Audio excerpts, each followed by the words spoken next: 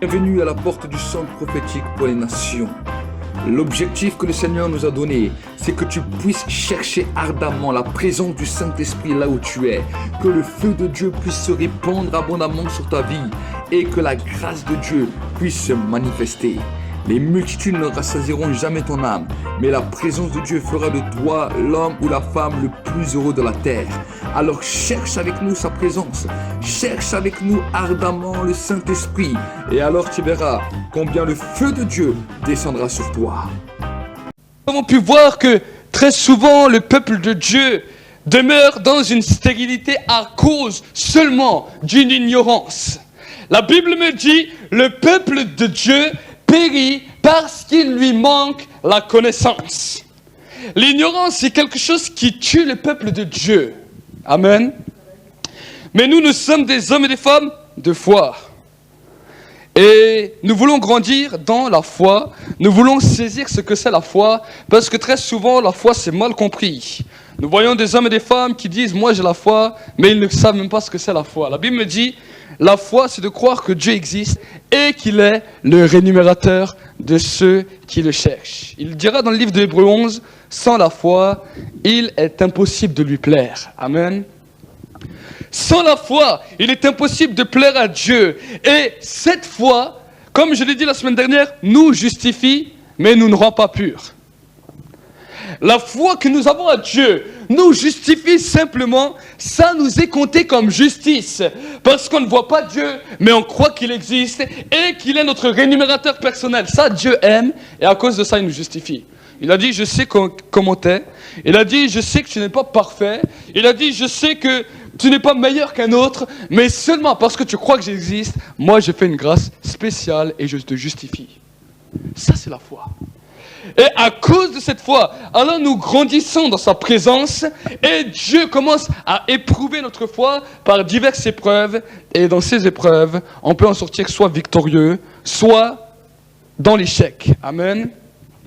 Et nous avons vu que chaque fois que nous sortons dans la victoire, alors nous prenons victoire sur quelque chose dans nos vies en Jésus-Christ. Que ce soit une pensée, que ce soit une attitude, que ce soit un raisonnement, nous commençons à aller de victoire en victoire pour nous amener de victoire en victoire et de gloire en gloire. Amen. Ça, c'est ce que nous avons vu ces 3 dernières semaines dans les différents contextes que Dieu veut nous amener. Mais aujourd'hui, nous voulons voir comment grandir dans la direction du Saint-Esprit. Amen. Très souvent, nous sommes bloqués. Très souvent, nous cherchons à droite, nous cherchons à gauche, parce que nous ne savons pas discerner comment le Saint-Esprit agit. Et nous avons pu voir tous ces derniers temps, déjà l'an dernier, comment être vrai avec Dieu, comment parler avec Dieu, comment ouvrir son cœur à Dieu, comment Dieu guérissait, comment Dieu restaurait. Nous avons pu voir toutes les différentes dimensions que Dieu voulait nous amener. Mais aujourd'hui, nous voulons voir comment avancer dans le milieu de l'esprit. Amen. On peut avancer dans beaucoup de choses, on peut avancer dans la connaissance, on peut avancer dans l'intellectuel, mais avancer dans le milieu de l'esprit, très souvent nous sommes bloqués à cause de notre intelligence. À cause de notre intelligence, de nos beaux raisonnements, on n'arrive pas à avancer dans le domaine de l'esprit. Et ça nous met un réel blocage et ça nous amène dans une stérilité. Nous sommes dans un temps où les enfants de Dieu croient que quand nous voulons des directions de l'esprit, on attend seulement la parole prophétique. Amen. On attend une parole prophétique et quand la parole prophétique est là, on dit c'est bon, ça y est, maintenant j'ai saisi. Je ne suis pas contre les paroles prophétiques, je suis pour les paroles prophétiques, mais très souvent nous avons pu voir que beaucoup d'enfants de Dieu ont reçu des belles paroles prophétiques, mais ils n'arrivent toujours pas à saisir quel est le domaine de l'esprit. On reçoit des belles paroles prophétiques, des belles directions de Dieu, mais on n'arrive pas à avancer. On est comme bloqué. On est là et on essaye, mais on n'arrive pas parce qu'on essaye de raisonner avec notre intelligence. La Bible me dit, montagne de Zorobabel, ce n'est ni par ta force, ni par ton intelligence, mais c'est par mon esprit, dit l'Éternel. Amen. Et nous voulons vraiment avancer dans l'esprit, que ce soit dans nos vies personnelles, mais dans nos prières également. Il y a prier et prier. Amen. On peut prier en suivant des principes, en suivant ce que nous on croit savoir, sans être conduit par l'Esprit. Mais en revanche, quand nous sommes conduits par l'Esprit, alors quand nous prions, nous recevons des directions précises et claires de ce que le Saint-Esprit veut commencer à opérer. Et c'est ça ce que la Bible dira, tous ceux et celles qui sont conduits par l'Esprit sont fils de Dieu. Amen. Donc nous sommes dans deux contextes différents dans lesquels nous pouvons prier simplement pour nous calmer la conscience, simplement pour nous faire du bien, en disant beaucoup de paroles, beaucoup de formules, en ne saisissant pas ce que nous faisons. Et on se dit peut-être ça va marcher, Dieu va intervenir, ou peut-être que Dieu ne va pas intervenir. Et nos temps de prière sont des temps de crainte, parce qu'on ne saisit pas comment être dirigé par l'Esprit. Alors on commence à prier, et quand la présence de Dieu est là, là on est content.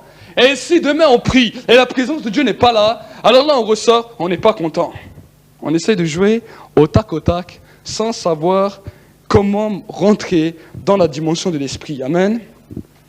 Donc il faut savoir premièrement que le Saint-Esprit est une personne à part entière. Il n'est pas un objet, il n'est pas une chose. Il est une personne, il a des émotions, il a des raisonnements et il sait quand il doit parler et quand il doit se taire. Amen. Et dans cette dimension, quand nous commençons à entrer dans ce temps qu'on appelle les temps de prière, nous devons saisir cela. Si on n'a pas saisi cela, on va croire que c'est une chose, on va croire qu'on peut utiliser le Saint-Esprit comme nous on veut, comme d'après ce que nous on veut faire, mais très souvent on va voir que ça ne marche pas. Dieu, on n'arrive pas à le manipuler et Dieu ne le manipule pas. Amen. On ne manipule pas Dieu pour avoir ce qu'on veut. Ça ne marche pas. Et très souvent, l'homme, la femme est souvent désespéré parce qu'il croit qu'il peut essayer de manipuler Dieu, mais Dieu ne le manipule pas. C'est pour cela que la Bible me dit que Dieu n'agrée pas ni les sacrifices, ni les holocaustes. C'est pas ça que Dieu agrée. Le psalmiste David a pu dire, si ça serait été le cas, j'aurais fait ça le premier. Mais il a dit, ce que Dieu veut, c'est un esprit brisé, un cœur brisé et un cœur contrit. Un cœur contrit, c'est que ça nous plaise ou que ça ne nous plaise pas. C'est comme ça et on l'accepte. Tant qu'on ne saisit pas cette dimension et qu'on veut faire comme nous on veut, alors on va essayer de faire des sacrifices, des belles choses pour Dieu, mais Dieu n'agrée rien. Amen. Dieu, ce qu'il attend, c'est un esprit brisé, un cœur brisé et un cœur contrit. Nous avons pu voir comment Dieu travaillait par rapport à nos vies quand Dieu nous demandait quelque chose, comment nous devons lui donner. Amen. Et aujourd'hui, nous allons lire un livre, dans le livre d'Ézéchiel.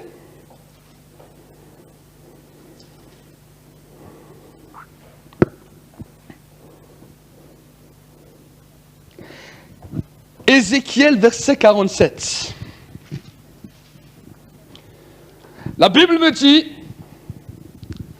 il me ramena vers l'entrée de la maison, et voici que de l'eau sortait sous le seuil de la maison à l'est, car la façade de la maison était à l'est. L'eau descendait sous le côté droit de la maison au sud de l'autel. Il me fit sortir par le chemin du porche nord, et il me fit faire le tour par dehors jusqu'à l'extrémité du porche, faisant face à l'est. Voici que l'eau coulait du côté droit. Lorsque l'homme sortit vers l'est, il avait dans la main un cordeau, et il mesura 1000 coudées, et il me fit traverser l'eau, et j'avais de l'eau jusqu'aux chevilles. Il mesura encore 1000 coudées, et me fit traverser l'eau, et j'avais de l'eau jusqu'aux genoux. Il mesura encore 1000 coudées, et me fit traverser, et j'avais de l'eau jusqu'aux reins. Il mesura encore 1000 coudées, c'était un torrent que je ne pouvais traverser, car l'eau était si profonde qu'il fallait y nager. C'était un torrent qu'on ne pouvait traverser. Il me dit, as-tu vu, fils d'homme? Et il me conduisit et me ramena au bord du torrent. Quand il m'eut ramené, voici qu'il y avait sur le bord du torrent beaucoup d'arbres de chaque côté. Il me dit, cette eau sortira vers le district oriental, descendra dans la Araba et entrera dans la mer. Lorsqu'elle se sera jetée dans la mer, les eaux de la mer deviendront saines. Amen. Nous sommes dans un contexte où Ézéchiel, alors qu'il était au devant de son désert, au devant de sa situation difficile, a commencé à saisir quelle était la dimension de l'esprit. Il commence à entrer dans ce temps de prière dans lequel il avait des difficultés, dans lequel il y avait un désert devant lui et il ne savait pas comment Dieu pouvait œuvrer.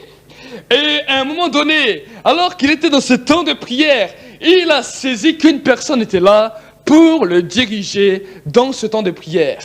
Et il a dit, regardez ce qu'il a dit.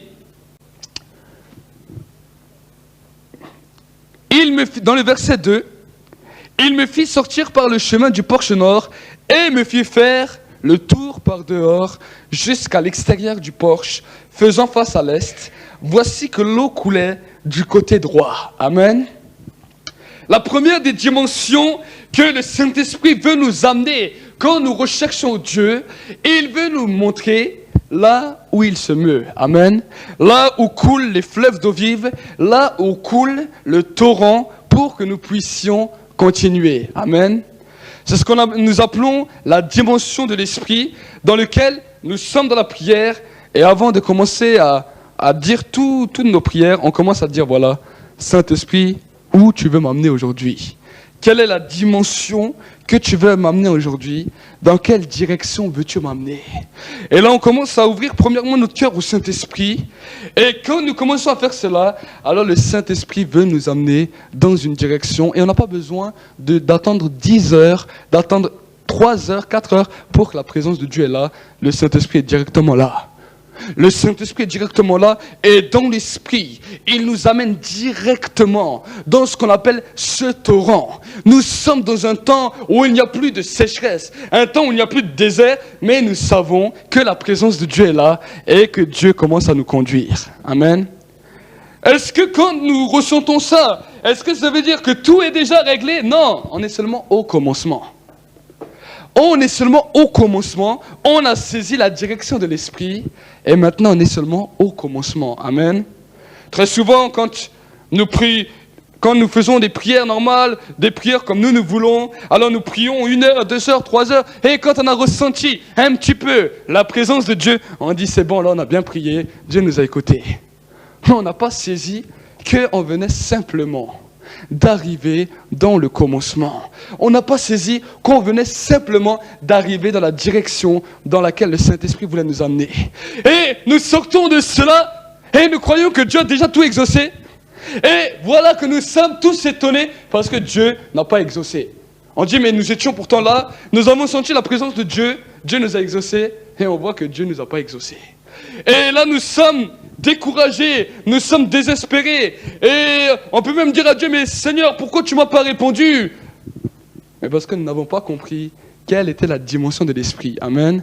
Quand le Saint-Esprit commence à agir comme ça, nous sommes seulement au début dans laquelle il nous commence à nous amener vers l'eau. Il nous a montré la direction et maintenant nous nous laissons continuer à nous pousser. Ensuite il continue. Lorsque l'homme sortit vers l'est, dans le verset 3, il avait dans la main un cordeau et il mesura 1000 coudées. Avant que nous commençons à nous jeter, le Saint-Esprit commence à mesurer pour savoir si tu arrives. Amen. Et le Saint-Esprit commence à mesurer et tout d'un coup, on continue à adorer Dieu, on continue à louer Dieu, on a saisi la dimension dans laquelle Dieu voulait nous emmener. Tout d'un coup, le Saint-Esprit nous donne la direction. Il a tracé, il a regardé avec son cordeau et il a regardé les 1000 coudées. Il a dit c'est bon, ils arrivent à le traverser. Tout d'un coup, le Saint-Esprit nous donne une direction.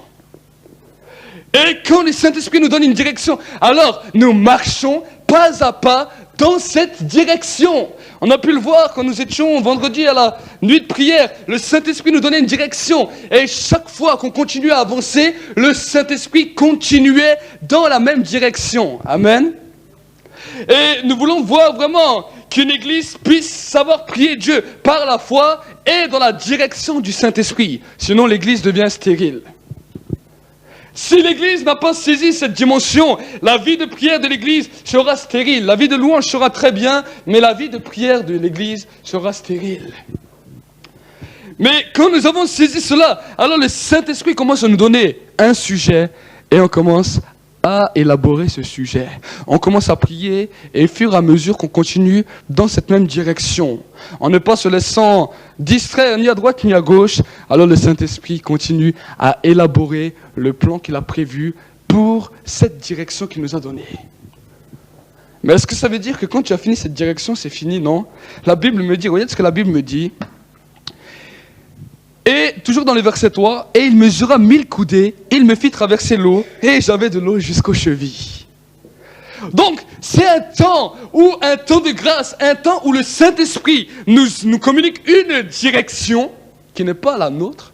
Très souvent, nous venons avec des prières déjà préconçues, avec des directions que nous voulons que Dieu fasse. Maintenant, le Saint-Esprit dit, voilà la direction que j'ai pour toi. Alors, il nous amène pas à pas dans cette direction, quand on se laisse transporter par lui, et on arrive jusqu'à une certaine dimension où là, on est arrivé et ce problème est réglé. Mais quand ce problème a été terminé, nous sommes qu'arrivés aux chevilles. Amen. Tous nos problèmes ne sont pas réglés, mais ce problème a déjà été réglé. Et alors que quand nous avons fini ce parcours avec le Saint-Esprit, la Bible me dit dans le verset 4, « Il mesura encore 1000 coudées, et me fit traverser l'eau. » Amen. Avant de pouvoir savoir si tu es capable de pouvoir continuer, le Saint-Esprit mesure. Il va mesurer. Et c'est là que tu peux dire, Seigneur, bon, aujourd'hui j'ai prié, je suis arrivé jusqu'aux chevilles, donc on continue demain. Amen. Comme je l'ai déjà dit, le temps de prière, ce n'est pas réglé en une journée, nous avons 7 jours pour élaborer notre temps de prière. Amen. Et quand nous arrivons au 7e jour, c'est là que nous devons être submergés. Quand nous sommes dans l'église, quand la louange, l'adoration est là, que nous sommes submergés et que nous sommes remplis à débordement de tout ce que Dieu avait voulu. Et nous sommes arrivés au processus où cette semaine a été une semaine de victoire, où cette semaine a été une semaine de réussite. Amen.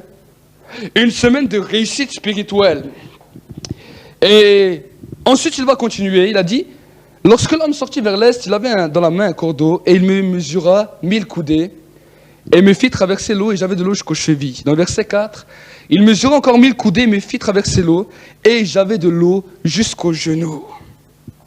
Donc là, c'est le Saint-Esprit qui veut régler un deuxième problème, une deuxième situation. Des fois, ce n'est pas toujours les problèmes que nous croyons, mais des fois, le Saint-Esprit veut aussi œuvrer à l'intérieur de nous pour nous transformer, pour nous briser, pour nous courber et pour nous amener dans la dimension que lui veut. Amen. Mais si nous, on ne saisit pas comment le Saint-Esprit agit, alors nous tournons en rond et on attend, en le voyant agir seulement de temps en temps. Et dans nos vies de tous les jours, quand nous sommes à la maison, nous sommes stériles et quand nous venons à l'église, alors là, il y a la fraîcheur de Dieu, mais nous ne sommes pas prêts à être submergés par les fleuves d'eau vive. Nous ne sommes pas prêts, parce que la semaine, nous ne sommes pas préparés, parce que la semaine, nous n'avons pas laissé le Saint-Esprit œuvrer, alors que nous arrivons, quand les torrents ils sont là, on est seulement sur la barge, on voit qu'il y a quelque chose, on peut sentir quelque chose, c'est comme si on nous éclaboussait, mais on n'est pas dedans. Est-ce que vous comprenez? C'est comme des gens qui sont en train, il y en a certains qui sont en train de se baigner, et d'autres qui sont là, qui sont juste sur la berge, sur la plage, qui regardent et qui se font arroser de loin. On sent quelques gouttes, mais on n'est pas dedans. On n'est pas dedans. Et cela, c'est simplement dû au fait que nous ne savons pas comment le Saint-Esprit fonctionne, comment le Saint-Esprit agit. Et alors, quand on vient le dimanche, on est simplement éclaboussé. On est simplement un petit peu, ça nous fait un petit peu des frissons. Vous savez, quand on se fait éclabousser, ça nous fait quelques frissons, la peau, elle commence à s'hérisser. C'est ça qui se passe. Amen. Mais si nous sommes submergés, alors là, nous sommes dans ce fleuve d'eau vive. Et là, on est en train de nager, on est en train d'expérimenter quelque chose de spécial avec Dieu. Et ça, c'est tout à fait un changement. Amen. Et c'est dans cette dimension que Dieu va amener l'Église. C'est pour cela qu'il a dit, je siège et trône dans la louange et dans l'adoration de mon peuple. Et Dieu, ce qu'il attend de nous, c'est que nous puissions, dimanche après dimanche, quand nous sommes dans l'église ou quand nous réunissons, être submergés par sa présence, car nous savons comment marcher durant toute la semaine. Amen. Et ensuite, il continuera. Il dira, il mesura encore 1000 coudées et me fit traverser l'eau. J'avais de l'eau jusqu'aux genoux. Et il mesura encore 1000 coudées et me fit traverser de l'eau. Et j'avais de l'eau jusqu'aux reins. Et nous voyons que chaque fois que Ézéchiel allait plus loin, son problème total n'était pas encore fini. Il se trouvait encore dans ce désert et il ne savait pas comment planter d'arbres. Amen. Et il dira dans le verset 5, il mesure encore 1000 coudées. C'était un torrent que je ne pouvais traverser, car l'eau était si profonde qu'il fallait y nager. C'était un torrent qu'on ne pouvait traverser. Et là, alors qu'Ézéchiel est rentré toujours plus loin dans ces fleuves d'eau vive, alors à un moment donné, il s'est retrouvé submergé. Et là, il a dit, je ne pouvais même plus marcher. J'étais obligé d'y nager, j'étais obligé de plonger dedans et d'expérimenter cette grâce. Là, ce n'était plus simplement les gouttes d'eau qui le mouillaient, mais là, il était submergé. Et quand il était submergé, quand quelqu'un est effrayé parce qu'il a été dans une rivière et l'eau est venue comme un torrent, et il a été emporté, il en sort, il est tout étourdi. Il est tout étourdi, et c'est pour cela que l'apôtre Paul dira, ne soyez pas remplis de vin doux, mais soyez remplis du Saint-Esprit.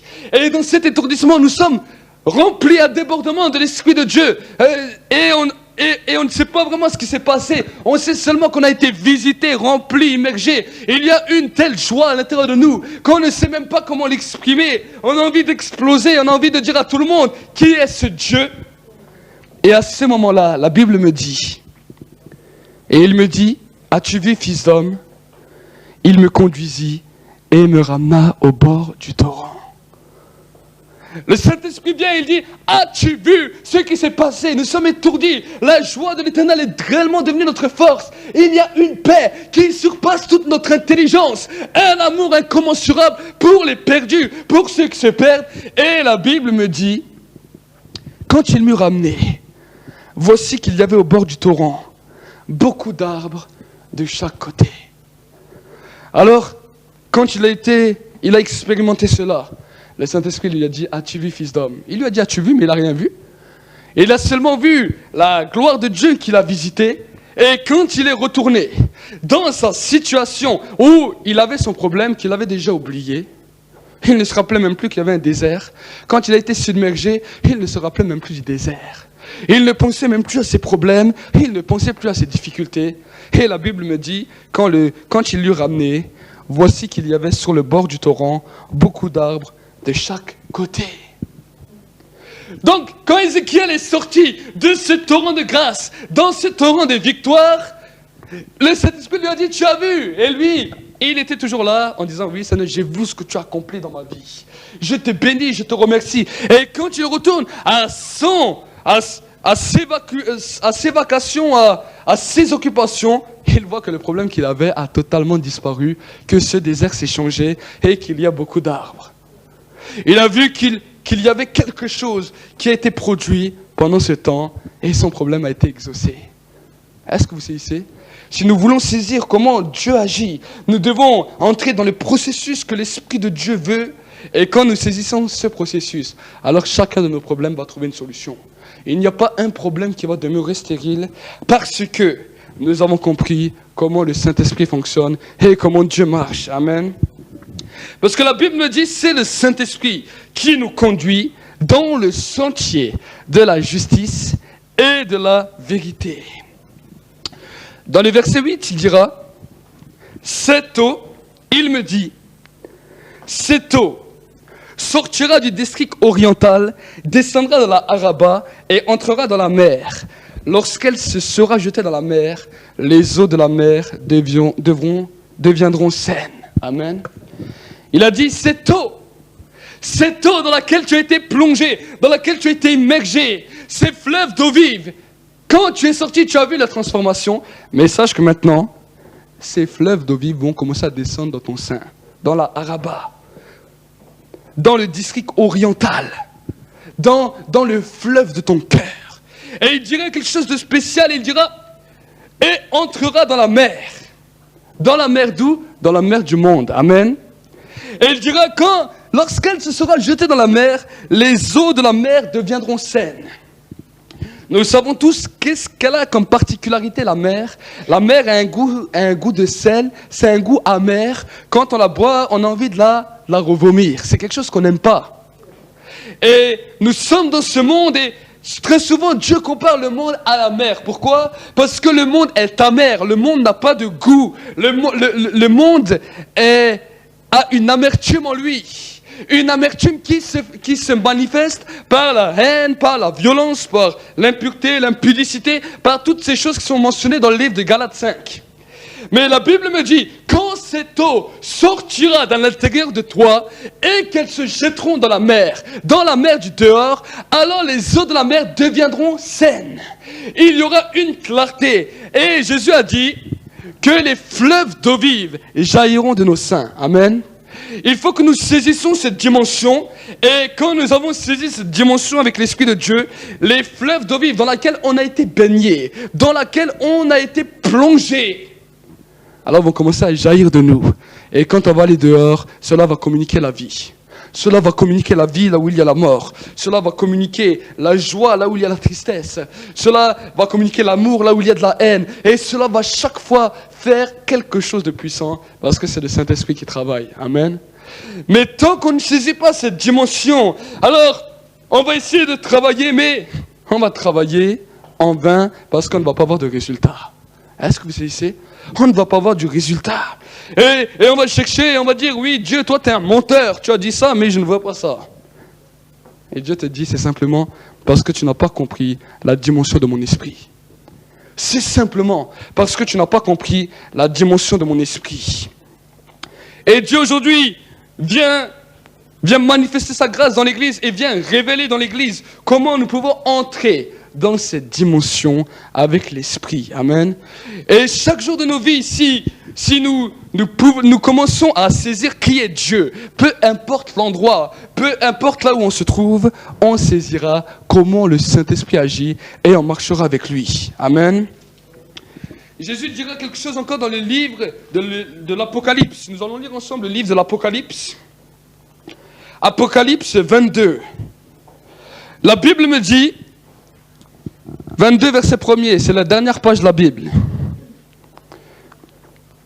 La Bible me dit, Apocalypse 22 verset 1er, il me montra le fleuve d'eau de la vie, limpide comme du cristal, qui sortait du trône de Dieu et de l'agneau. Au milieu de la place de la ville, sur les deux bords du fleuve, se trouve l'arbre de la vie qui portait 12 récoltes et donne son fruit chaque mois. Les feuilles de l'arbre servent à la guérison des nations. Il n'y a plus d'anathème, le trône de Dieu et de l'agneau sera dans la ville et ses serviteurs le serviront et verront sa face et son nom sera sur leur front. La nuit ne sera plus et ils n'auront plus besoin ni de la lumière d'une lampe ni de la lumière du soleil, parce que le Seigneur Dieu les éclairera et ils régneront au siècle des siècles. Amen. La Bible me dit, dans le verset 2, au milieu de la place de la ville et sur les deux bords du fleuve se trouve l'arbre de la vie qui produit 12 récoltes et donne son fruit chaque mois. Les feuilles de l'arbre servent à la guérison. Amen. Nous avons vu qu'Ézéchiel, quand il est sorti, a vu des arbres. Et le livre de l'Apocalypse, verset 22, nous dit que ces arbres sont des arbres fruitiers, qu'ils portent du fruit toute l'année. C'est un arbre qui porte des fruits, et regardez, qu'est-ce que c'est comme fruit? La Bible me dit, les feuilles de l'arbre servent à la guérison des nations. Amen. Nous sommes dans un temps où les nations sont malades, où les nations sont en train de se perdre, où les nations ne savent plus où aller. Mais la Bible me dit que si nous saisissons quelle est la dimension de l'esprit, alors un fruit va se trouver en nous. Nous avons déjà vu ensemble ce que c'est les fruits de l'esprit, mais voilà à quoi servent les fruits de l'esprit: à la guérison des nations. Le fruit de l'esprit va commencer à jaillir de nous. Et la Bible me dit que le fruit de l'esprit va porter du fruit tous les mois, tous les jours de l'année. On va porter du fruit et le fruit ne manquera pas. Ce n'est pas comme les arbres que nous connaissons naturellement, les arbres qui produisent du fruit qu'une fois par année. La Bible me dit que ces arbres produisent du fruit tout le temps, 24 heures sur 24, 7 jours sur 7. À une condition que nous saisissons comment le Saint-Esprit fonctionne et comment Dieu fonctionne. Amen. Et cela, nous l'expérimentons dans ces temps, qu'on appelle les temps de prière, les temps de communion avec Dieu. Amen. C'est dans ce temps que nous expérimentons parce qu'on a compris comment Dieu marchait, comment Dieu travaillait. La Bible me dit, quand tu pries, entre dans ton lieu secret et prie ton Père qui est là dans le lieu secret et lui te le rendra. Mais pour commencer à prier le Père, nous devons saisir comment nous approcher de lui. Si on ne saisit pas comment s'approcher de lui, alors vous avez beaucoup de gens appellent Dieu Père, beaucoup de sectes appellent même Dieu Père, mais pourtant ils ne saisissent pas qui il est. Amen. Pourtant ils ne savent pas qui il est et ils ne voient pas Dieu agir dans leur vie. Mais pourtant ils l'appellent Père aussi. Et nous, ce que nous devons discerner, c'est comment marcher avec Dieu par son esprit. Amen. Et nous avons saisi la semaine dernière comment la foi grandissait. Mais maintenant, nous devons saisir comment toucher Dieu. On ne peut pas toucher Dieu par nous-mêmes. Impossible. Aucun homme ne peut toucher Dieu par lui-même. Ça, si on croirait ça, c'est croire qu'on est meilleur que les autres. Personne ne peut toucher Dieu par lui-même si ce n'est par le Saint-Esprit. Et cette dimension nous amène dans l'humilité de Dieu, parce qu'on va reconnaître que par nous-mêmes, il n'y a rien de bon. Quand l'être humain, il n'y a rien de bon, mais que le seul qui est bon, c'est le Saint-Esprit. Est-ce que vous saisissez? Tant que nous croyons qu'à l'intérieur de nous, il y a quelque chose de bon, et que c'est nous qu'on peut faire plaisir à Dieu, alors c'est là qu'on se trompe, parce que l'être humain ne pourra jamais faire plaisir à Dieu par lui-même. Est-ce que vous saisissez? Et c'est cela la Bible. C'est ce que la Bible me dit, un esprit brisé. C'est-à-dire que ce n'est plus notre esprit qui travaille, mais c'est l'esprit de Dieu. Ce n'est plus notre volonté avec un cœur brisé. Un cœur brisé, ce n'est plus nous, mais c'est quelqu'un d'autre qui travaille à notre place. Et ce que l'apôtre Paul a pu expérimenter quand il a dit, ce n'est plus moi qui vis, mais c'est Christ qui vit en moi. Si je m'approche de Dieu, ce n'est pas par moi-même, pas par mes propres forces, pas par ma propre volonté. Parce que dans ma propre volonté, j'aimerais plutôt faire les choses de ce monde. Et à un moment, il l'exprimera quand il dira de moi-même, si j'aurais dû choisir, je préférerais être avec mes frères les Juifs, être dans les synagogues, être en train de faire les choses comme eux ils font. Mais à cause de la grâce de Dieu, j'ai dû me départager et j'ai dû saisir ce que Dieu voulait par son esprit. Amen. Et si on comprend cette dimension, alors notre vie de prière ne sera plus jamais la même. Notre vie de prière sera alimentée par une personne qu'on appelle le Saint-Esprit. Ce ne sera pas nous-mêmes. Ce sera le Saint-Esprit qui nous dirigera, le Saint-Esprit qui nous conduira pas à pas. Et quand on s'approchera de Dieu, on pourra dire à Dieu, Seigneur, ce n'est pas par moi-même, mais c'est vraiment par ton esprit. Tant qu'il y a le moi, alors il y a un problème parce que c'est Dieu qui a dit, c'est moi qui suis. Et c'est moi qui ai. C'est toi qui dis, moi Seigneur, je t'apporte quelque chose de bien. Dieu te dit, ça va pas parce qu'il y a deux moi. On ne peut pas être deux forts. On ne peut pas être deux costauds. Il n'y a pas deux dieux, il n'y a qu'un seul Dieu. Est-ce que vous saisissez? On ne peut pas être deux dieux. Et très souvent, l'homme, quand il s'approche de Dieu, il va être ex-aequo avec Dieu. En disant, Seigneur, tu vois ce que je t'amène? Seigneur, ça ne marche pas. On ne peut pas être deux dieux. Mais par contre, on peut dire à Dieu, Seigneur, par moi-même, je ne peux rien t'amener. Parce qu'en moi, il n'y a rien de bon. Dans l'être humain, il n'y a rien de bon. La Bible me dit, le cœur de l'homme est tortueux et pécheur par-dessus tout. S'il y aurait eu quelque chose de bon à l'intérieur de l'homme, alors Dieu aurait continué à sauver les justes. Est-ce que vous comprenez? Mais la Bible me dit, il n'y a pas un juste, pas même un seul. Tous sont péchés et sont privés de la gloire de Dieu. Tous les hommes de la terre ont péché et sont privés de la gloire de Dieu. Et il n'y a pas d'exception, ni pour toi, ni pour moi. On est tous pécheurs, on est tous devant Dieu au même stade. Mais il y a une dimension que Dieu dit. Il a dit, voici l'heure, et elle est déjà venue, où les vrais adorateurs adoreront le Père en esprit et en vérité. Ce sont là de tels adorateurs que le Père cherche. Il ne veut pas des hommes qui disent « Oh Seigneur, tu vois, ça c'est bien ce que j'ai fait pour toi. » Non, Dieu ne veut pas ça. Il veut des adorateurs qui l'adorent en esprit, en vérité. En esprit, pourquoi? Parce que nous avons reçu l'esprit d'adoption par lequel on peut dire « Abba Père » et en vérité, parce qu'on a appris à être vrai et à dire à Dieu « Seigneur, je reconnais qu'en moi il n'y a rien de bon. Je reconnais, Seigneur, je reconnais que ce n'est que par grâce que je m'approche de toi. Parce que par moi-même, tout est mauvais à l'intérieur de moi. Mais ce n'est que grâce. Ce n'est pas parce que je suis plus spécial qu'un autre, mais c'est seulement parce que toi, tu m'as choisi. Et si nous arrivons dans cette dimension, nous allons aussi reconnaître ce qu'il y a de mauvais en nous. Et on va arrêter de cacher tous nos petits péchés, tous nos petits mauvaises choses qui sont à l'intérieur de nous. Mais on va les dire sérieusement à Dieu. On va dire, tu vois, Seigneur, toi tu m'as choisi alors que moi j'étais fier, moi que j'étais orgueilleux, toi tu m'as choisi. Et si je m'approche de toi, c'est uniquement parce que ton esprit m'a appelé, parce que tu l'as décidé. Ça c'est une prière que Dieu aime. Mais une prière dans laquelle on dit, Seigneur, tu vois, je suis bien, regarde ce que j'ai fait. Non, ça Dieu n'aime pas. Tu as déjà reçu ta gloire. Tu as déjà reçu ta gloire. Ça c'est une gloire que tu as déjà reçue. Qu'est-ce que Dieu va encore dire? Il dit, tu te flattes déjà toi-même. Qu'est-ce que tu veux que je te dise encore? Tu as déjà choisi ton propre chef. Et Dieu, quand tu pries de cette manière, ce n'est pas Dieu qui est au ciel, mais c'est toi-même. Et puis là, on peut s'aimer, on dit, oh Seigneur, tu vois comme je t'adore. Et on peut continuer comme ça. Et Jésus nous a donné cet exemple quand il a parlé d'un pharisien et d'un péager qui était dans la synagogue. Le pharisien était là debout, il a dit, Seigneur, moi tu vois, je te donne toute ma dîme.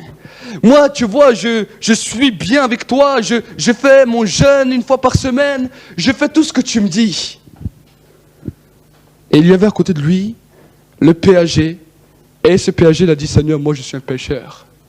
Je ne mérite même pas d'être dans ta maison, je suis un pécheur. Pardonne-moi. Jésus a dit la prière qui a été entendue et la prière qui a été exaucée, ça a été celle du péager et pas celle du pharisien. Ça, c'était l'hypocrisie. Et nous pouvons arriver dans un danger dans lequel, quand nous commençons à grandir avec Dieu, quand nous voyons que nous avons saisi des choses avec Dieu, le diable vient pour nous séduire en disant, ah, c'est bien, Dieu t'aime bien maintenant. Dieu t'apprécie beaucoup. Dieu t'aime plus que les autres. Et tu es quelqu'un de plus spécial qu'un autre. Et là, on tombe dans le piège de l'orgueil. Est-ce que vous savez? On est sorti de l'humilité de Dieu, dans lequel c'est uniquement par grâce que nous sommes sauvés, et on commence à devenir des auto-dieux. On s'auto-proclame Dieu. Je suis bon, si les autres ne veulent pas m'écouter, ils ont qu'à aller en enfer. On sort de cette direction, et nous-mêmes, on commence à se prendre pour des dieux, pour des meilleurs, pour des parfaits. Et c'est là, à ce moment-là, que l'Esprit de Dieu, le Saint-Esprit est attristé et que c'est ensuite l'Esprit de la chair qui continue. C'est l'Esprit de la chair qui continue. On peut prier, on peut continuer à passer, on dit qu'on passe du temps avec Dieu, mais on s'auto-proclame toujours nous-mêmes. Et devant Dieu, on s'auto-proclame toujours nous-mêmes et c'est nous-mêmes qu'on est devenu un Dieu. On n'est pas mort à nous-mêmes, mais on a mis notre soi-même en Dieu. Est-ce que vous saisissez? Et Dieu, qu'est-ce qu'il veut nous amener? Il veut pas nous faire entrer dans ce qu'on appelle la religiosité. Ça, c'est ce qu'on appelle la religiosité. C'est ce que tous les religieux font. Tous les religieux du monde font ça. Quand tu parles à un musulman, oui, moi je suis un bon musulman. Quand tu parles à un catholique, moi je suis un bon catholique, je fais mes prières. Ça, c'est la religiosité. Et le problème, c'est que la religiosité commence à entrer dans l'église de Jésus-Christ. Et là où on dit, on commence à devenir des bons chrétiens. Oui, il y a encore les dons de l'esprit. Il y a encore la manifestation de l'esprit. Mais on commence à dire, ça c'est nous on est des bons chrétiens, c'est à cause de notre mérite, c'est à cause de notre travail, c'est à cause de ça que Dieu l'agit comme ça. Alors que ça c'est totalement faux, parce que la Bible me dit, ce n'est ni par ta force, ni par ton intelligence, mais c'est par mon esprit, dit l'Éternel.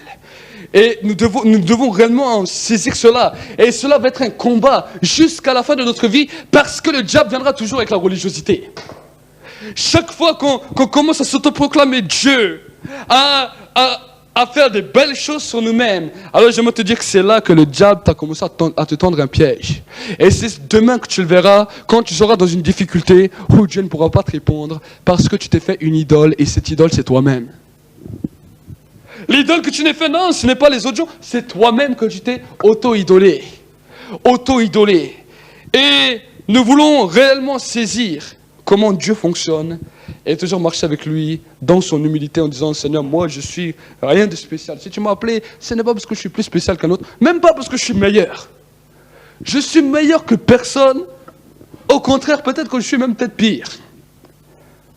Si je devrais regarder sur mon propre cœur, mon cœur serait mauvais, mon cœur serait arnaqueur, exupulateur. Mais ça, toi, t'aimes pas. Je ne peux pas dire que ça c'est bon en moi. Mais si je m'approche de toi, c'est parce que tu m'as choisi, parce que je suis mauvais, mais toi tu m'as choisi par grâce. Ça c'est ce que Dieu veut entendre comme prière. Et pas seulement en un jour, mais tous les jours que nous puissions nous rappeler qu'est-ce que c'est la grâce de Dieu. Si on oublie ça, on a oublié ce que c'est la grâce de Dieu. Et si on a oublié ce que c'est la grâce de Dieu, on tombe dans ce qu'on appelle la religiosité. On renie tout ce qui en veut la puissance et on garde simplement l'apparence extérieure. Ça c'est la religiosité.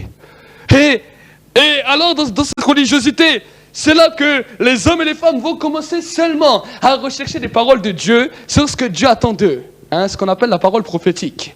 Où Dieu te dit, voilà, je veux t'utiliser, je veux faire ça et ça dans ta vie, je vais faire cette dimension dans ta vie. Et c'est ce que les hommes recherchent, mais sans saisir ce que l'Esprit de Dieu veut. Il est clair que Dieu dira ce qu'il veut faire. Mais pour arriver dans ce parcours, pour arriver à la dimension que Dieu veut qu'on soit, nous devons suivre le chemin que lui veut. Le chemin que lui veut. Et Jésus l'a dit, je suis le chemin, la vérité et la vie. Nul ne vient au Père que par moi. Pourquoi Jésus a déclaré cette parole? Parce qu'il a dit, tu ne peux pas venir au Père par toi-même. Tu ne peux pas venir au Père par tes œuvres. Tu ne peux pas venir au Père par ta force. Non, non, non. Peu importe qui tu es, tu peux être le meilleur de la terre. Tu ne pourras jamais venir au Père par tes bonnes actions, par tes bonnes œuvres, par ce qu'on dit de toi. Ça, Dieu ne regarde même pas. Il ne calcule même pas cela. Mais en revanche, Dieu a dit, tu peux venir à moi. Jésus a dit, tu peux venir au Père. Premièrement, par moi, et deuxièmement, par mon esprit. C'est lui qui vous conduira sur le chemin de la justice et de la vérité. Et c'est dans ce chemin où nous rentrons dans ce qu'on appelle les fleuves d'eau vive. Les fleuves d'eau vive. Et c'est dans ces fleuves d'eau vive dans lesquels on est abreuvé. C'est dans ces fleuves d'eau vive dans lesquels nous sommes rafraîchis. Nous avons vu la semaine dernière comment la foi grandit. Mais maintenant nous voyons comment être rafraîchis dans notre foi, comment aller de l'avant et comment que Dieu peut nous exaucer en s'oubliant soi-même. Est-ce que vous saisissez? En s'oubliant soi-même et en reconnaissant, Seigneur, non, non, non, non. Je suis obligé de mourir à moi-même. Et chaque fois que nous sommes dans la présence de Dieu, je suis obligé de mourir à moi-même, parce que par moi-même, il n'y a rien de bon. Il n'y a rien de bon. Très souvent, quand on dit à Dieu, tu vois, Seigneur, j'ai fait ça pour toi, j'ai fait ça pour toi, j'ai fait ça pour toi. Et j'aimerais te dire une chose, tu vas sortir de ta prière, les mauvaises pensées vont commencer à remplir ton cœur, à remplir tes pensées, et tout d'un coup, tu vas être dégoûté. Tu vas dire, mais Seigneur, j'ai bien prié, maintenant je suis rempli de mauvaises pensées. Tu n'as pas prié Dieu, tu as prié toi-même. Tu n'as pas rendu des actions de grâce à Dieu, tu as rendu des actions de grâce à toi-même. Et c'est parce que tu t'es rendu des actions de grâce à toi-même, le diable ne te loupe pas quand tu sors. Il va dire, coucou, je suis encore là. C'est bien de s'adorer soi-même. J'ai fait la même chose au ciel, ça a été ma chute. La Bible me dit que le diable a été trouvé intègre. Tout le temps qu'il était dans le ciel, jusqu'au jour où l'orgueil a été trouvé dans son cœur. Tout le temps qu'il était intègre, Dieu n'a jamais rien dit sur lui. Et peut-être un jour, les anges sont venus, certains anges sont venus, ils ont dit, toi, t'es bien quand même, t'es intègre, t'es bien, t'es juste. Et là, le diable a commencé à dire, c'est vrai, je suis bien. Oh, c'est lui qui menait la louange dans le ciel. Hein. Il était le chérubin chef. Et quand il amène la louange, il dit, regardez comme je suis bien, comme je suis intègre et pur, c'est pas vrai. Et le désastre est tombé. Et il a été réduit à néant. Et son sort final, c'est l'enfer, à lui et à ses démons. Et son but, à lui et au diable, c'est d'amener chaque enfant de Dieu dans cette même dimension. Ce qu'on appelle la religiosité, l'auto-dieu, l'auto-idole. Où là, c'est nous-mêmes qu'on compte et c'est même plus Dieu. Et on va voir que où c'est nous-mêmes qu'on compte, parce qu'au bout d'un moment, dans ces temps de prière, on aura dans notre vie de prière, parce que nous ne voulons pas continuer à demeurer dans la stérilité, demeurer dans la sécheresse. Mais nous voulons que Dieu nous brise, que Dieu brise notre esprit, que Dieu brise nos cœurs et qu'il nous donne un cœur contrit. Mais cette dimension va seulement se faire quand on va voir comment qu'on est nous-mêmes. Tant que tu ne vas pas voir comment tu es toi-même et que tu vas dire c'est bien ce que je fais pour Dieu. Vous savez, très des fois, on prie, on a passé un bon moment de prière, on a vu la gloire de Dieu. Tout d'un coup, le diable vient par une pensée. Ah, ça c'était bien. Tu as vu, là, tu étais bien réglé, bien, tu as pu bien prier Dieu et adorer Dieu. Et ces pensées, on aime. C'est quelque chose qu'on commence à laisser jaillir. Ah oui, c'est vrai. C'était formidable. Attends, demain, ça va être mieux. Demain, tu vas essayer de prier, tu n'arriveras même pas à prier. À cause de cet orgueil. Est-ce que vous comprenez? Parce que le Saint-Esprit dira, je ne donnerai jamais ma gloire à un homme. Je ne donnerai pas ma gloire à un homme. C'est moi qui t'ai amené dans cette dimension. Le Saint-Esprit est là. Et il commence à être attristé. Il dit, c'est moi qui t'ai amené dans cette dimension. Et tout d'un coup, tu t'autoproclames, toi. Non, ça va pas. Demain, je ne t'aiderai pas, tu te débrouilleras tout seul. Et quand tu dois te débrouiller tout seul, tu vas voir tes propres faiblesses, tu n'arrives même pas à prier. Tu essaies de chanter, tu n'arrives pas à chanter. Tu essaies de prier, tu n'arrives pas à prier. Tu commences à lire la Bible, tu n'arrives pas.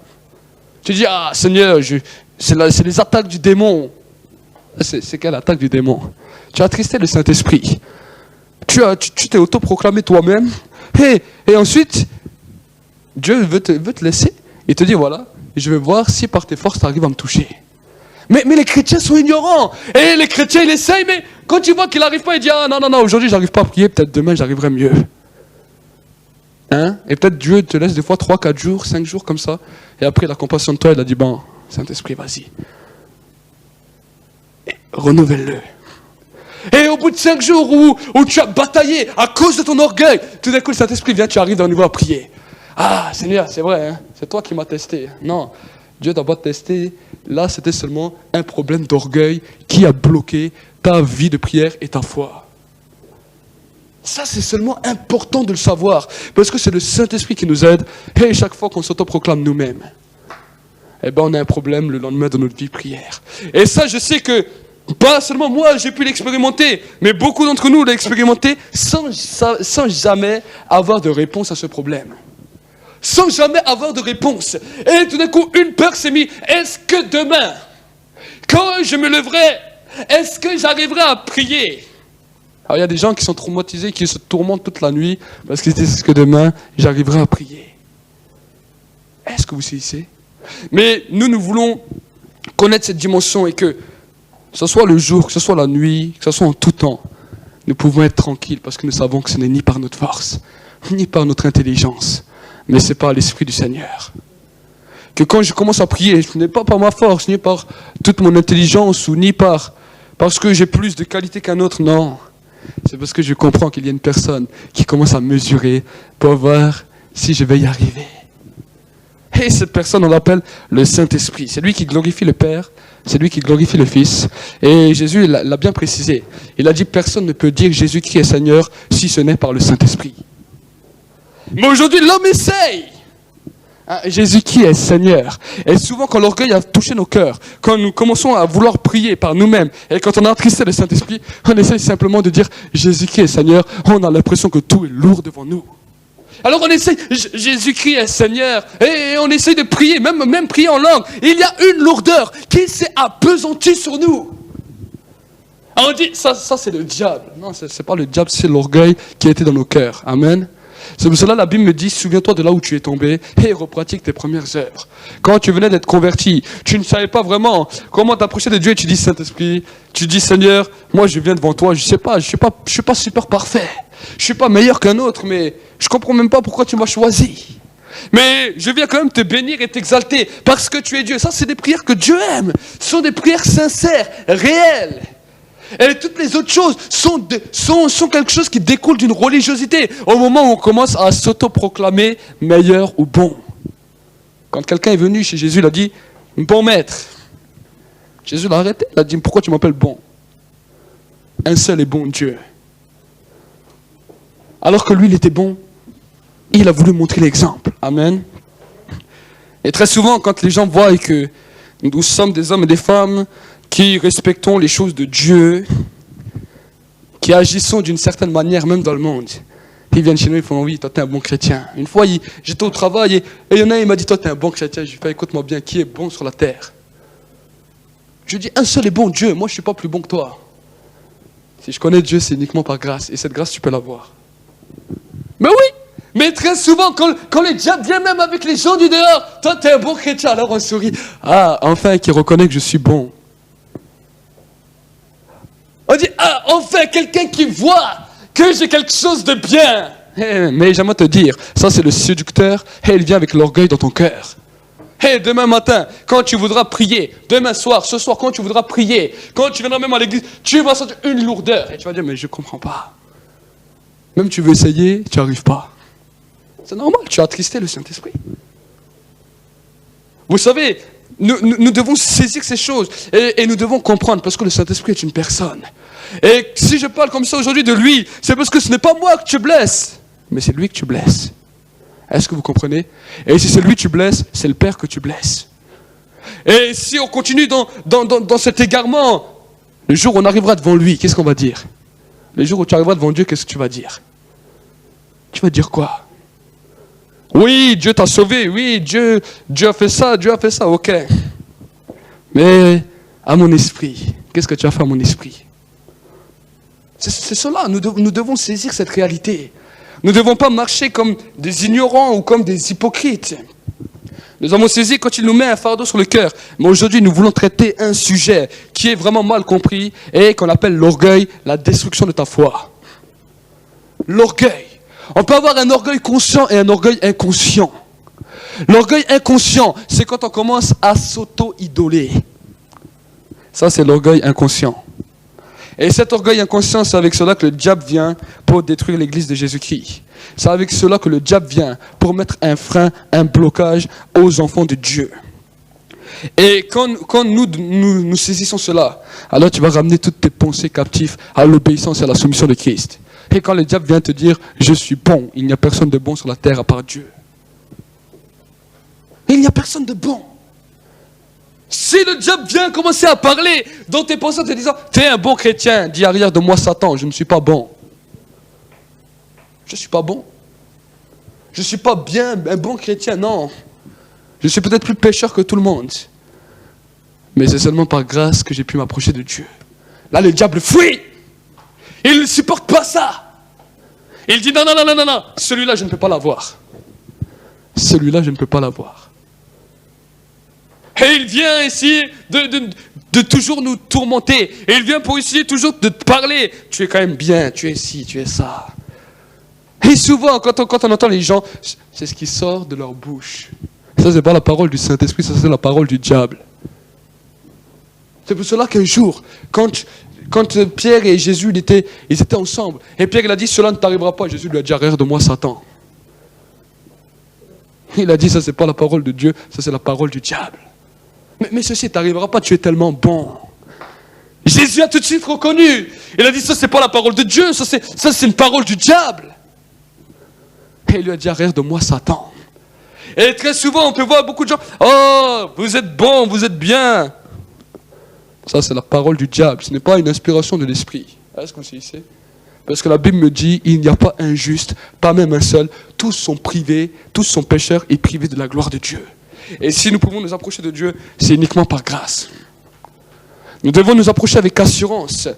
Pas parce que nous sommes meilleurs, mais par assurance. Parce que nous savons que nous avons un avocat auprès du Père. Ça, c'est seulement à cause de ça qu'on peut s'approcher de Dieu avec une assurance. Parce qu'on sait qu'on a un avocat auprès du Père. On dit oui, Père, on reconnaît, nous ne sommes pas bons, nous ne sommes pas parfaits, mais on a un avocat auprès de toi, et c'est à cause de Jésus qu'on a un libre accès devant toi. Vous savez, les enfants d'Israël, bien qu'il y avait la foi, pour s'approcher de Dieu, ils devaient passer par le tabernacle. Bien qu'ils avaient la foi, bien qu'ils étaient des enfants, des fils et des filles d'Abraham, ils devaient passer par le tabernacle pour les sacrifices, pour savoir, et encore, c'était même pas sûr que Dieu pardonnait.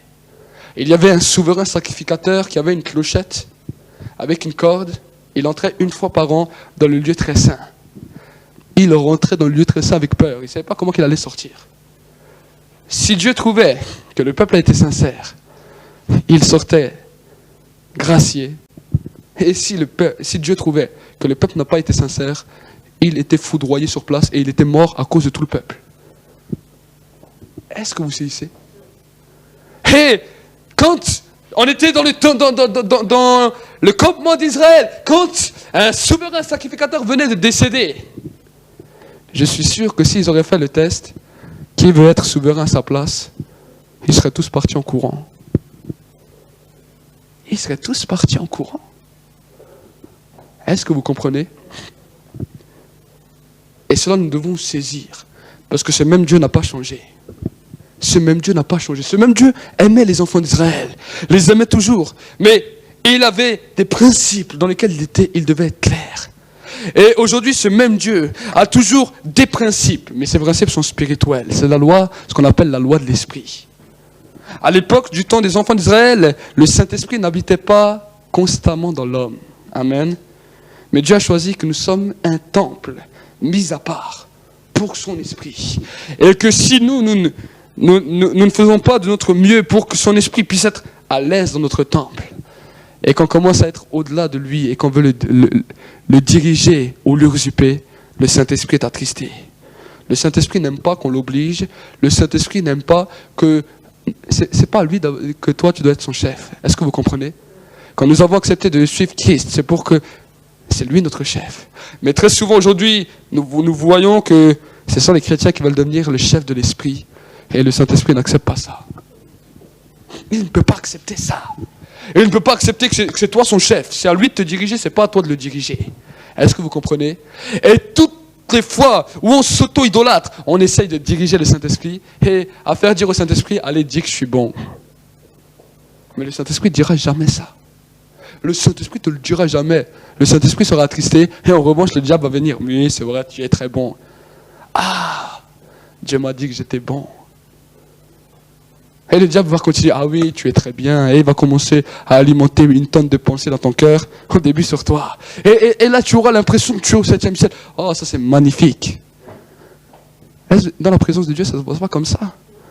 Dans la présence de Dieu, au contraire, Dieu commence à faire sortir toutes les mauvaises choses qu'il y a à l'intérieur de toi pour te changer, pour te transformer et pour que tu saches que ce n'est ni par ta force, ni par ton intelligence, mais c'est par lui. Ça, c'est ce qui se passe dans la présence de Dieu.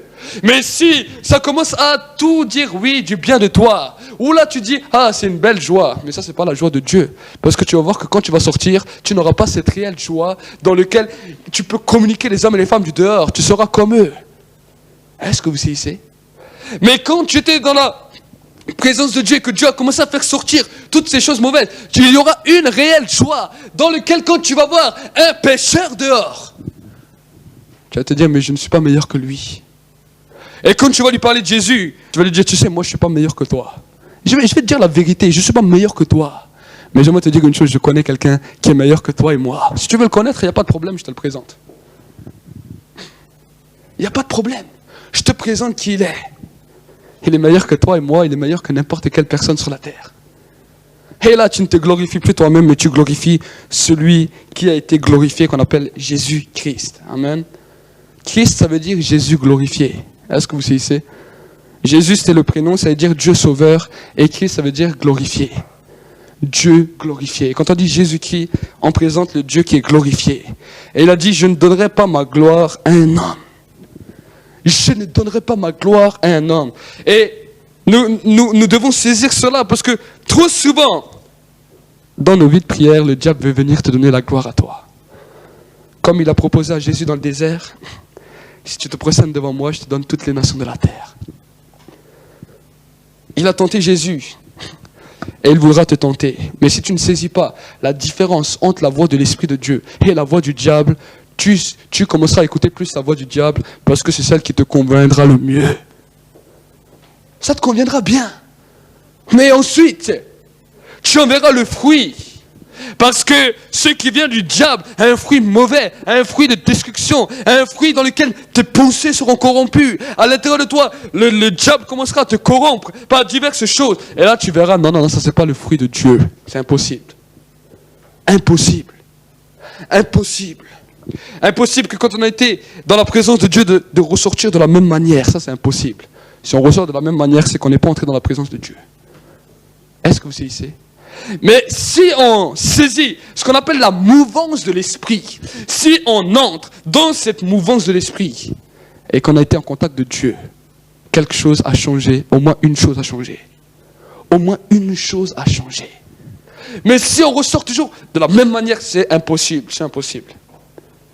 On ne peut pas dire ça parce que la Bible me dit, quand une personne entre dans la présence de Dieu, elle ne ressort jamais pareil.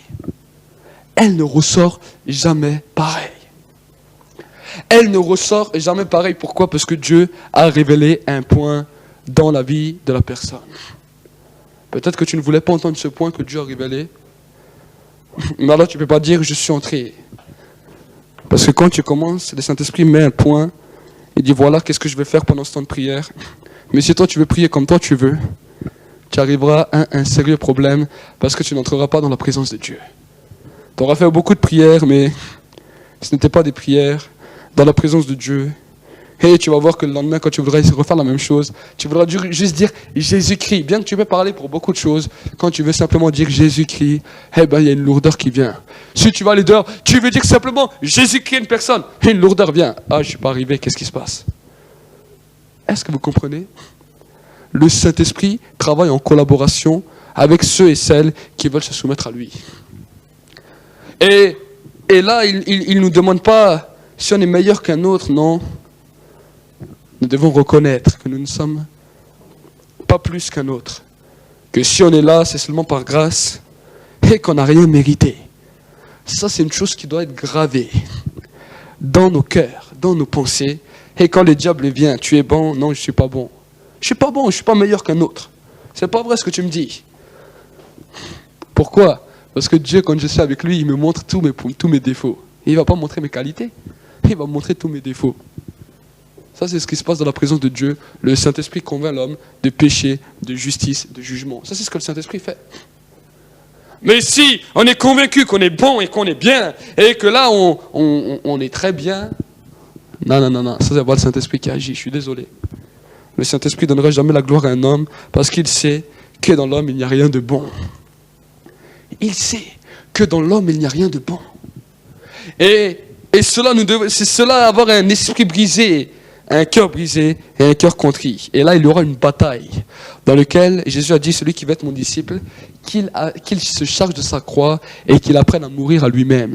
Qu'il apprenne à mourir à ses bonnes choses qu'il aime, à sa propre personnalité dans laquelle il dit, je suis bien, je suis bon. Et c'est ce que tout le monde veut faire. Si vous regardez dehors dans le monde, tout le monde veut être meilleur que tout le monde. Tout le monde veut qu'on dise de lui, ça c'est un bon homme, ça c'est une bonne femme. Ils sont vraiment très bien, et ils ont vraiment tout pour réussir. Ils sont vraiment des gens qu'on doit dire, voilà, je veux être comme eux. Hein? Ça c'est tout le monde qui veut ça dehors. Mais ça c'est de l'orgueil et de l'idolâtrie. Est-ce que vous comprenez? Et ces choses-là, on veut les inculquer dans l'église. Ou nous-mêmes, on dit, voilà, maintenant c'est moi qui suis bon, qui suis meilleur. Non. Si, quand on vient devant Dieu, on n'est pas meilleur qu'un autre. Ça, il faut savoir. On n'est pas meilleur qu'un autre. Parce que si tu crois que tu es meilleur qu'un autre, ben Dieu il te dit, alors tu n'as pas besoin de moi. Tu comprends? Dieu il va te dire que tu n'as pas besoin de moi. Si tu te dis que tu es meilleur qu'un autre, tu n'as pas besoin de moi. Allez, débrouille-toi tout seul. Débrouille-toi tout seul. Tu veux vouloir venir dans ma présence en m'offensant directement. Si tu dis que tu es meilleur que les autres, donc tu n'as pas besoin de moi. Et alors on essaye de combattre tout seul. Ça c'est impossible. Mais en revanche, quand on vient devant Dieu, on dit, Seigneur, si toi tu n'es pas là, que serais-je? Là il dit, ah voilà, je suis pas bon Seigneur, mais j'ai besoin de toi. Là il dit, ça c'est une prière que j'aime. Parce que je me sens utile. Je me sens utile. Et c'est ce que Dieu attend de chaque être humain sur la terre. C'est pour ça qu'il a demandé à toute personne sur la terre de se repentir. C'est pour cela qu'il appelle la terre à se repentir. Il a dit, mon souhait, c'est que chaque homme de cette terre puisse parvenir à la repentance. La repentance, c'est ça. La repentance, c'est dire, la repentance ne se passe pas tout le temps dans les pleurs. Ça, il ne faut pas croire toujours ça. Mais des fois, la repentance, c'est simplement dire, Seigneur, sans toi, je suis rien. Ça, c'est se repentir devant Dieu. Ça, c'est s'humilier devant Dieu. Seigneur, je ne regarde pas sur moi-même, parce que si je regarde sur moi-même, il y a longtemps que je me serais barré. Mais en revanche, je regarde sur toi. Le psalmiste David a pu dire, je lève les yeux vers les montagnes, d'où me viendra le secours? Le secours me vient de l'Éternel, qui a fait le ciel et la terre. Le psalmiste David a pu dire cette phrase, et c'est ça qui l'a amené toujours, à même jusqu'à la fin de sa vie, à rester avec Dieu. Nous voyons combien le psalmiste David a pu dire, Seigneur, en moi il n'y a rien de bon. À un moment il dira, tant que je me suis tué, mes os se consumaient. Mais je t'ai avoué ma faute, je t'ai avoué mes transgressions. Et c'est toi qui m'as redonné la vie. Et ensuite il dira, car ta bonté vaut mieux que la vie. Est-ce que vous saisissez? Il dira, car ta bonté vaut mieux que la vie. Et l'apôtre Paul pourra dire, car Christ est ma vie et la mort n'est qu'un gain. Ça doit être gravé à l'intérieur de nous, parce que sinon, chaque fois qu'on va prier, le diable va venir t'attaquer par l'orgueil. Ta vie de prière va être toujours instable. Ta vie de communion avec Dieu va être instable. Et alors tu devras attendre que tu aies un endroit précis, bien spécifique. Et encore, à cause de cet orgueil, chaque fois il y aura une instabilité. Même si tu as tout, tu ne seras jamais bien. Est-ce que vous comprenez? Même si tu as tout. Ici, on est dans un pays où nous avons de tout. Nous avons des habits, nous avons de quoi manger, nous avons tout. Et les hommes et les femmes de ce pays sont mal dans leur peau. Alors que dans certains pays, ils n'ont rien, mais ils sont très bien en eux. Parce qu'ils ont saisi qui est Dieu. Amen. Ils ont saisi qui est Dieu. Et quand ils viennent devant Dieu, ils n'essayent pas de montrer toute leur qualité à Dieu. Dieu nous connaît mieux que nous-mêmes. N'essayons pas de montrer toutes nos qualités à Dieu, parce que si on commence comme ça, Dieu ne nous écoute même pas. Dieu n'écoute pas. Dieu n'écoute pas quand on dit « Seigneur, j'ai des bonnes qualités ». Non, Dieu n'écoute pas ça. Ce n'est pas une prière qu'il cherche. Est-ce que vous savez? Dieu attend qu'on puisse s'humilier et reconnaître que c'est lui seul qui est Dieu. Et dire « Seigneur, à part toi, personne n'est Dieu et moi je suis rien ». Ça l'être humain n'aime pas dire. Ça, l'être humain n'aime pas dire, même pas à Dieu. On peut le dire une fois de temps en temps, mais dès que le diable vient avec l'orgueil, ça y est, ça nous fait plaisir. Parce que nous allons voir que quand nous sommes dans cette pensée, quand nous sommes dans cette direction, quand le diable vient avec ses mauvaises pensées, on lui dit non, on refuse de croire à ça. Je ne suis pas bon. Vous savez, le diable vient toujours par la séduction. Et la première séduction qui vient chez les chrétiens, tu es un bon chrétien, tu as bien prié, tu as fait quelque chose de très bien aujourd'hui. Ça, c'est ce que le diable vient. Mais j'aimerais te dire, c'est en acceptant cette parole, c'est en acceptant cette pensée que demain tu vas avoir une lourdeur dans ta vie de prière. C'est seulement à cause de ça. Parce que tu as refusé de te soumettre à Dieu et tu as commencé à te donner la gloire à toi-même. Tu es sorti de la soumission à Dieu et tu as donné la gloire à toi-même. Et là, tu peux faire tout ce que tu veux. Tant que tu n'as pas reconnu quelle est ta faute, alors le diable revient toujours et le diable revient toujours avec les mêmes embuscades. Ça, c'est les pièges du diable. Et j'aimerais te dire que les pièges du diable, il réagit toujours de la même manière. Est-ce que vous saisissez? Bien qu'il était très intelligent dans le ciel, on l'appelle le malin sur la terre. Sa tête, elle s'est un petit peu déglinguée quand Jésus lui a écrasé la tête. Est-ce que vous saisissez? Donc, il fait les choses à répétition. Et il connaît très bien l'homme. Et il va toujours attaquer sur les plaisirs, les désirs de l'homme, les désirs de la chair, sur ce qu'on veut entendre. Et si nous, on ne sait pas se soumettre à l'Esprit de Dieu, on va tomber aveuglement. On va être comme des aveugles qui tombent dans les pièges du diable. Et quand on va tomber dans un piège et qu'on ne sait pas comment en sortir, alors on va retomber dans un deuxième, un troisième et un quatrième. Et au bout d'un moment, on va dire, ah ben c'est comme ça, c'est Dieu qui veut, ça c'est Dieu qui veut. Non, c'est pas Dieu qui veut. C'est simplement notre orgueil qui nous a amenés à cette dégradation spirituelle. Est-ce que vous saisissez? Et ça, le diable, il veut le faire tout le temps. Et c'est pour cela que la Bible me dit, mon peuple périt, parce qu'il lui manque la connaissance. Quand nous commençons à saisir comment le diable marche, alors il y aura un combat dans lequel, quand le diable vient nous parler, on saura comment lui dire, non, je refuse ces paroles, je refuse ces pensées, car il n'y a rien de bon. Quand on commence à saisir cela, c'est ça ce qu'on appelle un combat spirituel, rien d'autre. Les gens ils disent, oui, combat spirituel, c'est ça, ça. Non, ça c'est le combat spirituel pour ta propre vie personnelle, dans lequel tu amènes toutes ces pensées captives à l'obéissance, à la soumission de Christ. Comment ça? Le diable vient en disant que moi je suis bon, je suis meilleur, je suis spécial. Je ne suis pas plus spécial qu'un autre, je ne suis pas meilleur qu'un autre. Tout n'est que grâce. tout n'est que grâce. Et si je le répète et répète et répète, c'est pour qu'un jour, quand tu arriveras devant Dieu, tu pourras dire j'ai été averti. Après, c'est à toi de le faire, à toi d'accepter ou à toi de le refuser. Mais devant Dieu, tu ne pourras jamais dire je n'ai pas eu d'excuses. On m'a jamais averti. Oui, Seigneur, tu vois, oui, d'accord, l'orgueil est venu, mais on m'a jamais averti. On m'a même pas dit que c'était ça l'orgueil. Moi, je croyais que l'orgueil, c'était comme ça, comme ça, comme ça. Mais on m'avait pas dit que c'était ça l'orgueil. Ça, c'est l'orgueil dans le monde spirituel. Est-ce que vous savez? On peut connaître l'orgueil du monde charnel, mais ça, c'est l'orgueil du point de vue spirituel. L'orgueil qui a fait chuter le diable. Et par cet orgueil, le diable veut faire chuter l'Église. C'est seulement par cet orgueil que le diable veut faire chuter l'Église. Et nous devons saisir cela. Parce que sans le Saint-Esprit, les vies de prière sont stériles. Sans le Saint-Esprit, quand tu vas dire Jésus-Christ, on dirait que tu es en train de déplacer la planète entière. Est-ce que vous saisissez? Sans le Saint-Esprit, le diable va tout faire pour t'en empêcher parce que l'homme n'a pas de force pour s'approcher de Dieu par lui-même. Impossible. Impossible. Mais que par contre, quand il est là, alors, quelle joie de pouvoir voir comment qu'il nous transporte, comment qu'il nous amène, et de pouvoir voir comment qu'il agit. Ça c'est super important à savoir, parce que quand il est là, ce n'est pas difficile de dire à quelqu'un « Jésus t'aime ». Ce n'est pas difficile de parler à quelqu'un de Dieu, car c'est quelque chose qui nous saisit de l'intérieur. C'est quelque chose qui va commencer à jaillir à l'intérieur de nous-mêmes. Et quand on sera dehors, on ne pourra plus se taire. On ne peut rien faire, c'est comme ça. On devient fou dans l'esprit et on voit le Saint-Esprit qui agit merveilleusement. C'est une dimension qui dépasse la réalité. C'est ce qui s'est passé le jour de la Pentecôte, dans lequel, quand les disciples sont sortis, il y avait la gloire de Dieu et les disciples ne pouvaient plus se taire. Les disciples ne pouvaient plus se taire. Et là où ils allaient, ils étaient obligés de parler. C'est plus fort qu'eux. C'est plus fort qu'eux. Et cela saisit tout leur intérieur. Seulement pourquoi?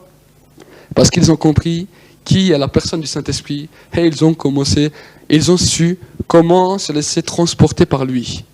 C'est seulement ça. Seulement ça. Se laisser transporter dans les fleuves d'eau vive. Et si on ne saisit pas cela, alors on va courir après tout et toutes les formules magiques, on va chercher toutes les formules magiques pour essayer de s'approcher de Dieu.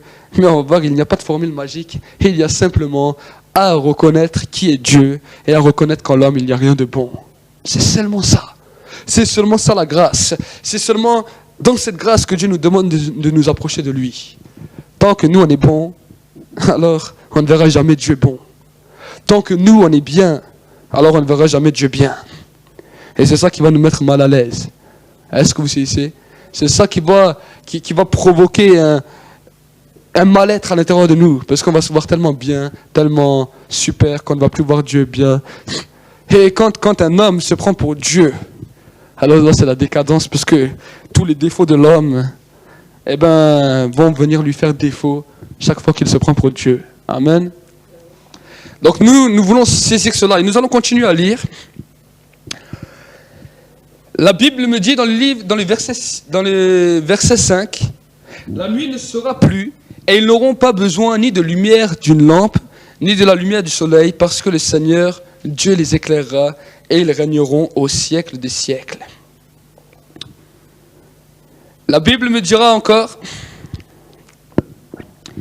dans le verset 6, il me dit, ces paroles sont certaines et vraies. Le Seigneur, le Dieu des esprits, des prophètes, a envoyé son ange pour montrer à ses serviteurs ce qui doit bientôt arriver. Amen.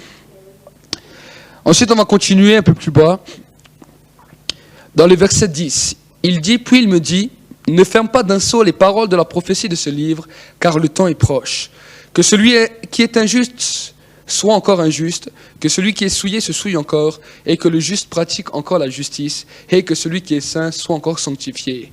Voici, je viens bientôt, et j'apporte avec moi ma rétribution pour rendre à chacun selon son œuvre. Je suis l'alpha et l'oméga, le premier et le dernier, le commencement et la fin. Heureux ceux qui lavent leurs robes, afin d'avoir droit à l'arbre de vie, et d'entrer par les portes dans la ville. Dehors les chiens, les magiciens, les débauchés, les meurtriers, les idolâtres, et quiconque aime et pratique le mensonge. Moi, Jésus, j'ai envoyé mon ange pour vous attester ces choses dans les églises. Je suis le rejeton et la postérité de David, l'étoile brillante du matin.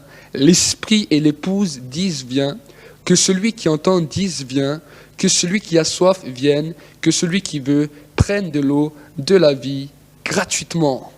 Je l'atteste à quiconque entend les paroles de la prophétie de ce livre. Si quelqu'un y ajoute, Dieu ajoutera à son sort les plaies décrites dans ce livre. Et si quelqu'un retranche les paroles du livre de cette prophétie, Dieu retranchera sa part de vie et de la ville sainte décrite dans ce livre.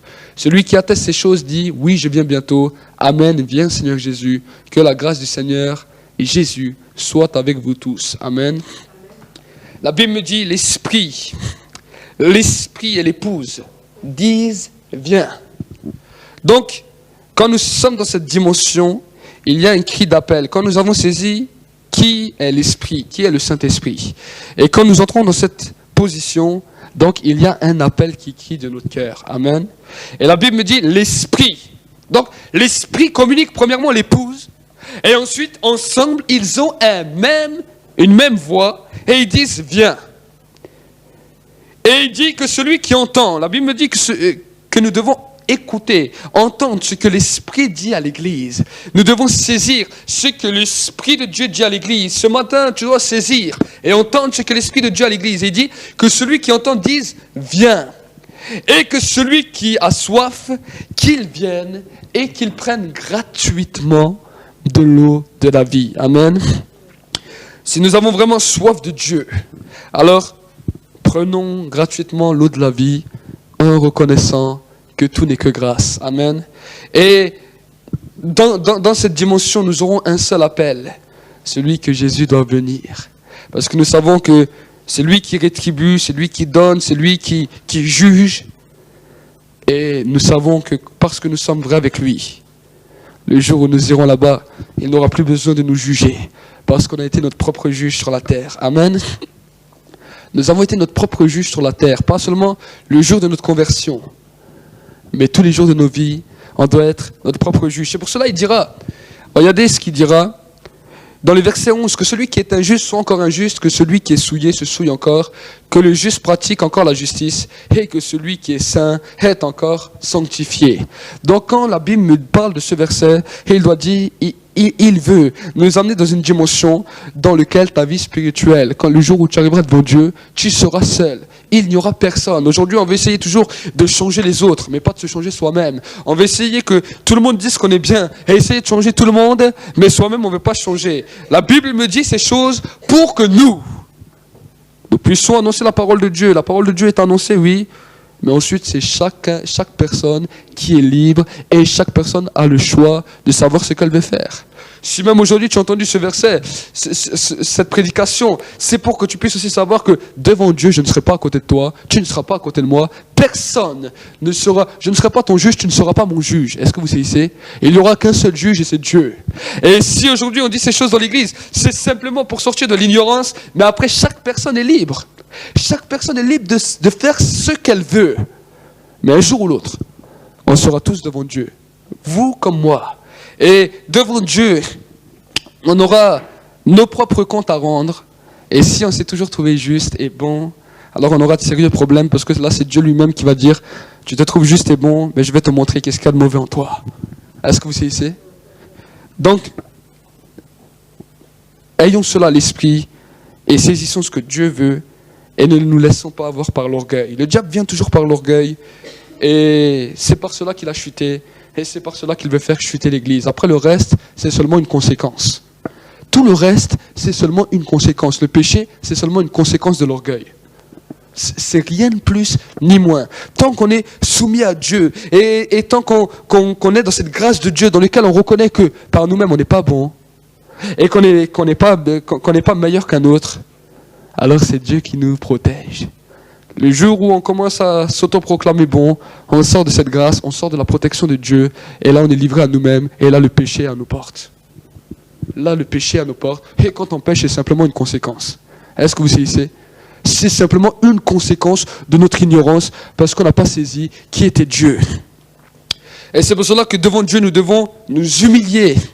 Et nous humilier devant Dieu, c'est simplement dire, Seigneur, je viens devant toi, pas parce que je suis meilleur qu'un autre, mais je viens devant toi parce que tu m'as choisi. Et parce que c'est toi qui m'as aimé le premier. Je ne suis pas meilleur qu'un autre. J'ai encore plein de mauvaises choses, des défauts et tout. Mais c'est toi qui m'as choisi. Et c'est simplement de cette manière que je vais venir devant toi. Parce que je sais qu'aujourd'hui, j'ai encore besoin de toi. Aujourd'hui, j'ai encore besoin de toi. Demain, j'ai encore besoin de toi. Après-demain, j'ai encore besoin de toi. Le jour où tu dis, je suis bon, je suis bien, tu n'as plus besoin de Dieu. Alors Dieu dit, bon, si tu n'as plus besoin de moi, d'accord. Est-ce que vous comprenez? Tu n'as plus besoin de Dieu, alors Dieu te laisse livrer à toi-même.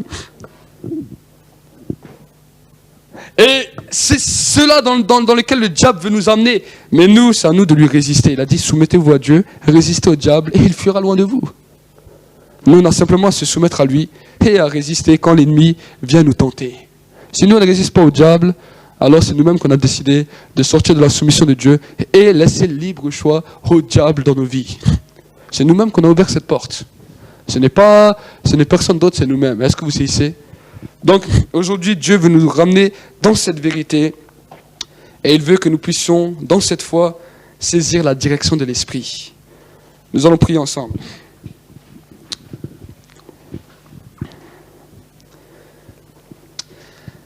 Merci, Père de gloire, pour ta grâce, pour ta présence et ton amour. Nous te bénissons pour ce temps passé dans ta présence. Merci que c'est toi qui confirmes ta parole dans les cœurs par ton esprit. Seigneur, mon Dieu, mon roi, nous ne venons pas devant toi parce que nous avons été plus meilleurs qu'un autre ou plus parfaits. Mais nous venons devant toi parce que nous avons besoin de toi. Parce que sans toi, nous serions perdus. Seigneur, mon Dieu, mon roi, je bénis ton peuple qui est venu écouter ta parole. Merci, Seigneur, que c'est toi qui puisses les amener dans cette nouvelle dimension, dans la dimension de ton esprit, dans laquelle nous comptons plus sur la chair, mais nous comptons sur toi, pour nous approcher de toi, pour nos vies personnelles, et que nous puissions voir comme Ézéchiel a pu voir l'exaucement de sa prière, que nous puissions voir aussi nos exaucements de nos prières. Nous ne voulons pas, Seigneur, demeurer stériles, Seigneur, mais nous voulons porter du fruit. Nous voulons porter ces fruits, ces arbres fruitiers qui sont la guérison des nations, qui sont quelque chose qui communique les hommes et les femmes du dehors, qui communique les perdus. Seigneur, mon Dieu, mon roi, je bénis ton peuple qui est venu et je te demande vraiment cette grâce. Que Seigneur, mon Dieu, mon roi, ils puissent ne pas être des hommes et des femmes qui ont oublié ce que tu as dit, mais qu'ils puissent saisir et aspirer à entrer dans cette dimension avec toi. Et que Seigneur, quand on se retrouvera, Seigneur, alors que nous puissions expérimenter encore ta grandeur, expérimenter encore ta gloire, que ce soit dans nos prières, dans la prière communautaire, dans la prière de l'Église, dans la prière personnelle, et que nous puissions toujours voir que c'est toi qui es Dieu et que nous sommes des humbles serviteurs. Seigneur, mon Dieu, mon roi, je bénis ton peuple qui est venu. Merci que ta paix, ta bénédiction et ta grâce puissent reposer sur chacun d'entre eux. Au nom de Jésus-Christ, j'ai ainsi dit et prié. Amen. Bienvenue à la porte du centre prophétique pour les nations. L'objectif que le Seigneur nous a donné, c'est que tu puisses chercher ardemment la présence du Saint-Esprit là où tu es, que le feu de Dieu puisse se répandre abondamment sur ta vie et que la grâce de Dieu puisse se manifester. Les multitudes ne rassasieront jamais ton âme, mais la présence de Dieu fera de toi l'homme ou la femme le plus heureux de la terre. Alors cherche avec nous sa présence, cherche avec nous ardemment le Saint-Esprit, et alors tu verras combien le feu de Dieu descendra sur toi.